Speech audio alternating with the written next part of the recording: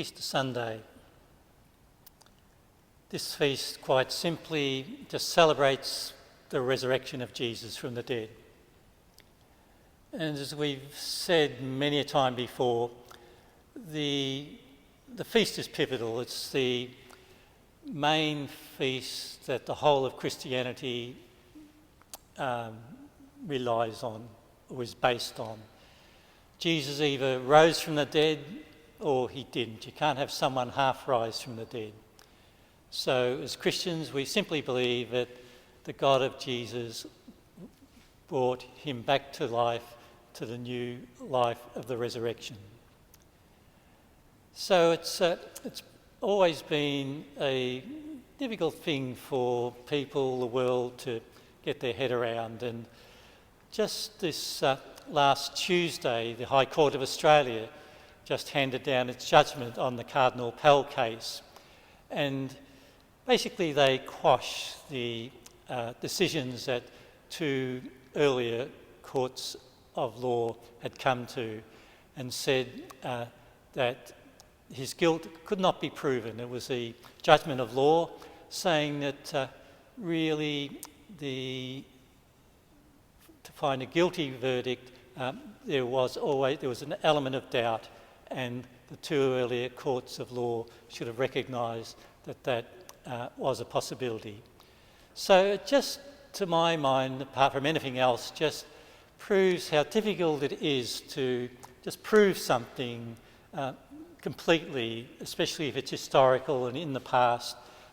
It's very hard to prove. It relies on peoples and memories and strengths and weaknesses in people. And so it's a little bit, I think, the same with the resurrection of Jesus.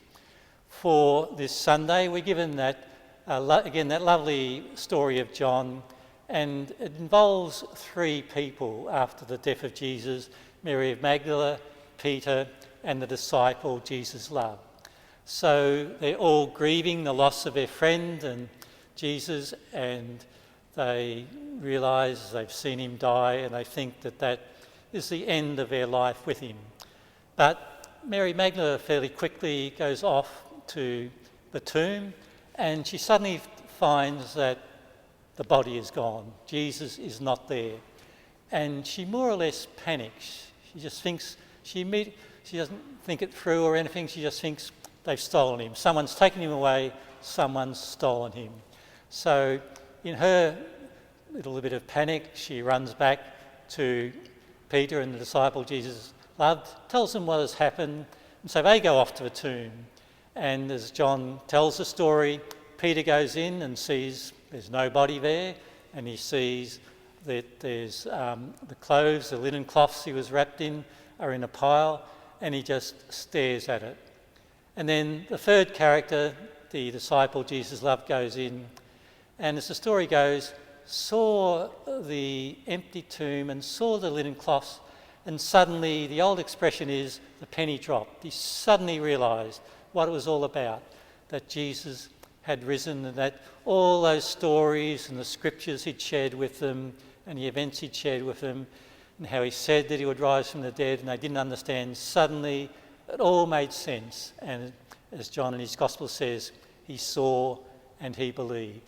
So I think that's sort of always our task every Easter Sunday.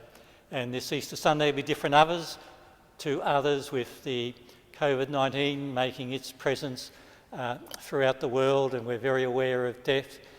But I think we're called to, just like Mary Magdalene, not panic, like Peter, just to ponder, and like John, to hope that it all starts to make sense, that we'll be able to believe that this God of Jesus, no matter what state our world's in, no matter what state we are in, has that ability to bring life, resurrected life, to any situation, not only to Jesus, but to us, to our loved ones, and to our world.